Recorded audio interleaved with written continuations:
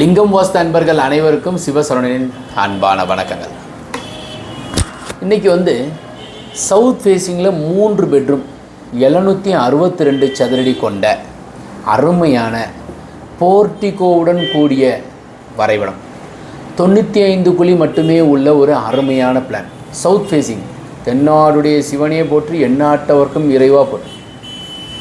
Plan பார்க்குறதுக்கு முன்னாடி வருகின்ற திங்கட்கிழமை வாஸ்து செய்கிறவங்க கவனத்தில் கொள்ள வேண்டியது என்ன இந்த வரைபடம் முடிந்தவுடன் அதையுமே உங்களுக்கு விளக்குகின்றேன். வாங்க. 26:30 28:45 95 குழி 768 சதுரடி யானை மனை, 1 பெட்ரூம் 2 பெட்ரூம் 3 பெட்ரூம், பூஜ்ய அறையுடன் கூடிய கிச்சன் கூடிய போர்ட்டிகோவுடன் கூடிய வரைபடம். ஒன்றா பார்ப்போம். ஸோ பார்க்குறதுக்கு முன்னாடி ஈசான மூலை, இது வடகிழக்கு மூலை, வாயு மூலை, கன்னி மூலை, அக்னி மூலை. இதில் ஈசானம் தத்புருஷம், அகோரம், வாமதேவம், சத்யோஜ எம்பெருமான் சிவபெருமான் குடிகொள்வார். வீடு கட்டி முடித்தோன்னா நவ கிரகங்கள் பார்த்தீங்கன்னாக்கா ஈசான மூலையில் குரு பகவானும், சந்திரனும், ராகுவும், சுக்கிரனும், சூரியனும், புதனும், சனி பகவானும், தெற்குக்குண்டானவர் செவ்வாயும், நடு மத்திய சென்டரில் கேது பகவானும், 9 கிரகங்கள் எம்பெருமான் குடும்பத்துடன் இங்கே குடிகொள்வார். அப்போ அவங்களுக்கு ஒரு பூஜை அறையுடன் கூடிய ஒரு வீட்டை கொடுத்தோம்னாக்கா நலமாக இருக்குது. ஃபஸ்ட்டு ஈசான மூலையில் போர்வெல், மழைநீர் சேகரிப்பு, சன். இது முடிஞ்சோடனே பூஜை அறை வந்தால் மிகவும் பலம் அதிகம். இந்த 3 பேர் வந்துட்டாங்களா? வாயு மூலையில் வடக்கு பக்கமோ மேற்கு பக்கமோ வாயு மூலையில் செப்டிட்டேன். கன்னி மூலையில் மொட்டை மாடியில் உயரமாக வாடட்டேன். 5Gங்கிறது இதுதானுங்க ஃபார்முலா. இந்த 5 முடிச்சாச்சு. 5G. 4Cங்கிறது 4 மூலைகளை பற்றி பார்ப்பது. 3Rங்கிறது ரிஷப ராசி, கன்னி ராசி, மகர ராசிக்காரர்களுக்கு தெற்கு திசை தலைவாசல் வைத்து வீடு கட்டி குடிபோவது நலம்.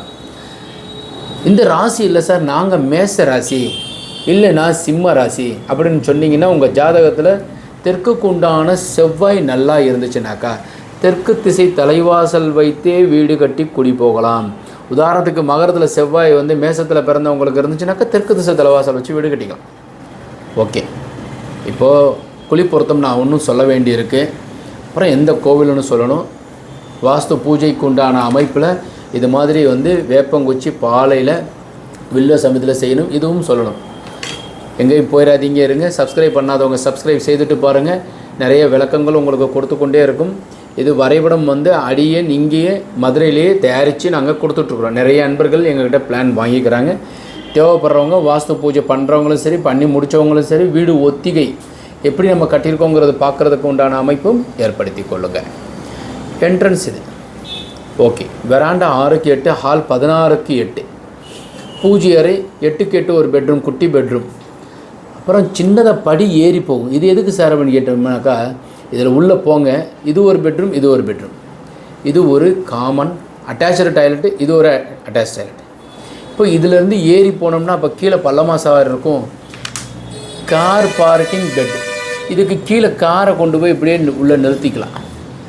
ஸோ கீழே பார்த்தீங்கன்னாக்கா உள்ள கார் பார்க்கிங், மேலே ஏறி போகிறதற்கு உண்டான அமைப்பு உள்ளது. ஸோ ஜன்னல்கள் 2, அதே மாதிரி இதுலேயும் ஜன்னல். இதில் பீரோ வைப்பதற்கு உண்டான அமைப்பு 10க்கு 8, 10க்கு 11 இந்த இடத்துலையும் இருக்கின்ற அமைப்பு. ஸோ இப்போது பீரோ, கட்டில் பீரோ மற்றும் இந்த இடத்துல கட்டில், இதற்கு உண்டான பீரோ அமைப்பு.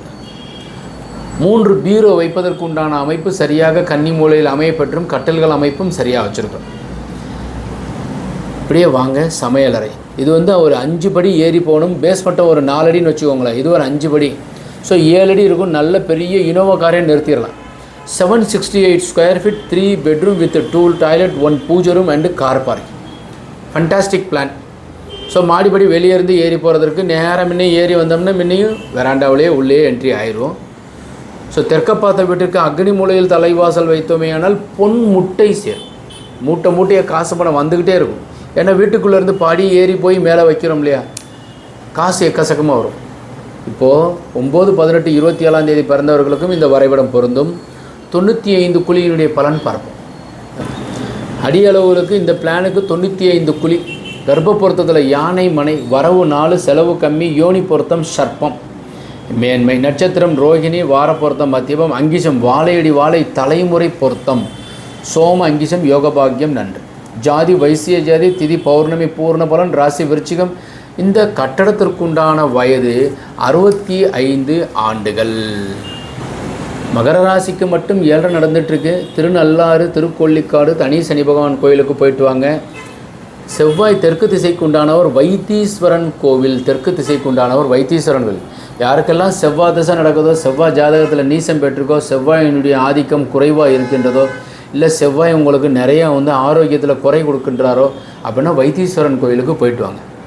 சார் எங்களுக்கு எட்டமாக இருக்குது, பக்கமாக சொல்லுங்கள் சார் அப்படின்னு சொன்னீங்கன்னாக்கா, பழனி முருகன் அல்லது அறுபடை வீடுகளில் ஏதாவது ஒரு படை, முக்கியமாக முருகரை போயிட்டு பழனி மலை முருகா 8 குச்சிக்குள்ளே மெச்சு வீடு கட்டித்தர வேண்டும் முருகா கேட்ட உடனே கொடுக்குறவர். மலை மேலே போயிட்டு பழனி முருகனை போயிட்டு மேலே போய் பார்த்துட்டு கீழே இறங்கி வாங்க, வரும்போதே வீடு கொடுத்துருவார், மெச்சு வீடு கொடுப்பார். சின்னதாக ஒரு பிளான் நீங்கள் போட்டிங்கன்னா அவர் அப்படியே பெருசாக வரைஞ்சி கொடுப்பார். ஏன்னா உலகத்திலேயே மயிலில் சுற்றிட்டு வந்த ஒரே மனிதர் தான் முருகப்பெருமான். வீட்டில் சுக்குக்கு மிஞ்சிய மருந்தும் கிடையாது, சுப்பிரமணியருக்கு நிகர் தெய்வமும் கிடையாது. தெற்குக்கு உண்டானவர். வேல் முன்னாடி வைங்க, மயில் வைங்க, தலைவாசலில் ஒரு அலங்காரமாக ஒரு ஏதோ ஒரு சின்னம் வச்சுக்கலாம், முருகருடைய சின்னம் வச்சுக்கலாம், கொடி வச்சுக்கலாம், சேவல் வச்சுக்கலாம். இதெல்லாம் ஃப்ரண்ட்டில் எலிவேஷனில் நீங்கள் செய்து கொள்ளலாம். முருகருடைய ஃபோட்டோ சின்னதாக வேணும்னா வைத்துக்கொள்ளலாம். யாம் இருக்க பயம் ஏன், வேலுண்டு வினையில்லை, மயிலுண்டு பயமில்லை முருகா. ஸோ முருகரை தெற்கு திசைக்கு உண்டானவர், வழிபாடு செய்யுங்க. இப்போது திங்கட்கிழமை பூஜைக்கு உண்டானதை சொல்கிறேன். திங்கட்கிழமை காலையில் பூஜைக்கு உண்டான நேரம், திங்கட்கிழமை காலையில் 10:06 to 10:42. மகத்தில் பிறந்தவன் ஜெகத்தை ஆழ்வன் 10:30 to 10:45 பண்ணுங்கள். யமகண்டம் வந்துடுன்னு அச்சப்பட வேண்டாம். ஏன்னா அன்றைக்கி காலையில் சூரிய உதயமே லேட்டாக தான் இருக்குது, 6:30 மணிக்கு வருது. அதனால் தாராளமாக வாஸ்து பூஜை கண்டிப்பாகவே இந்த மாதம் 6/3 அருமையான நாள். சோமவாரத்தில் வாஸ்து பூஜை செய்கிறது சிறப்பு.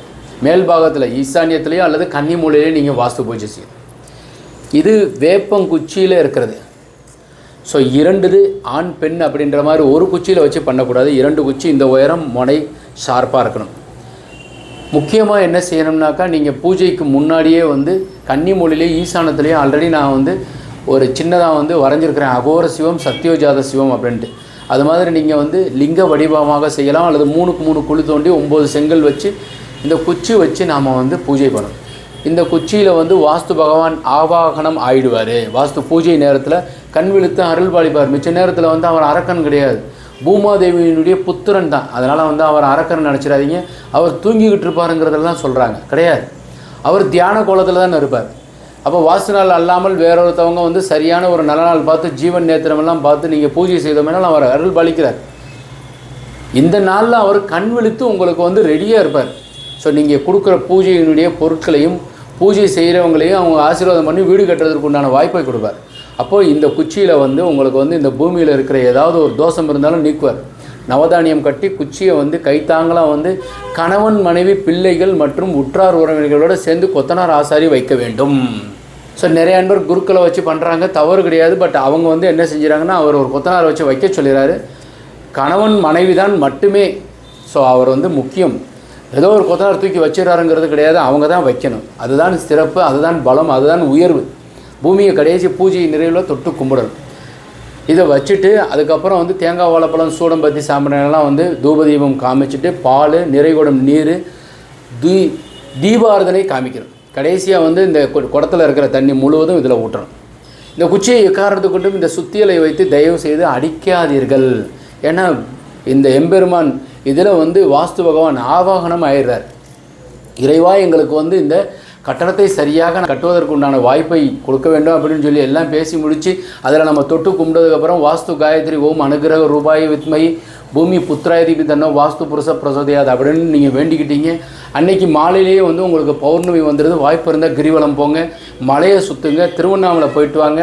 ஸோ இந்த வீடு உங்களுக்கு லட்சணமாக ஒரு 6 மாதத்தில் நலமாக உங்களை வரவேற்கும், அந்த வீடு வரவேற்கும். ஸோ சின்னதாக செய்கின்ற வாஸ்து அளவில் உங்களுக்கு உயர்த்தும். அதனால் சரியான பாதை நேரத்தில் வாஸ்து பூஜையானது செய்து கட்டட வேலையை துவங்கும். இப்போ முதல் நம்ம பிளான் பார்த்துருக்குறோம். சார் நாங்கள் வாஸ்து பூஜை பண்ணுறோம், நாங்கள் பிளான் போட்டிருக்கிறது சரியாக இருக்கா நீங்கள் செக் பண்ணி சொல்லுவீங்களா அப்படின்னா அடியன் செக் பண்ணி கொடுக்குறது உண்டு. பிளாட் எங்ககிட்ட இருக்கிற கொத்தனார் ஆசாரி போட்டிருக்கிறது எங்களுக்கு பிடித்தம் இல்லை, நீங்கள் போட்டு கொடுக்கலாமா? போட்டு கொடுக்கலாம், பட் ஒரு 5 days வரைக்கும் எங்களுக்கு நேரம் எடுத்துக்கிறோம், அதனால் போட்டிருந்தாலும் அனுப்பி வைங்க, இல்லைன்னா நாங்கள் போட்டு கொடுக்குறோம். ஸோ வாஸ்து பூஜையானது சரியாக செய்து கட்டட வேலையை துவங்குவதற்கு உண்டானது எம்பெருமான் சிவபெருமானை வேண்டிக்கும். சிவாய நமக.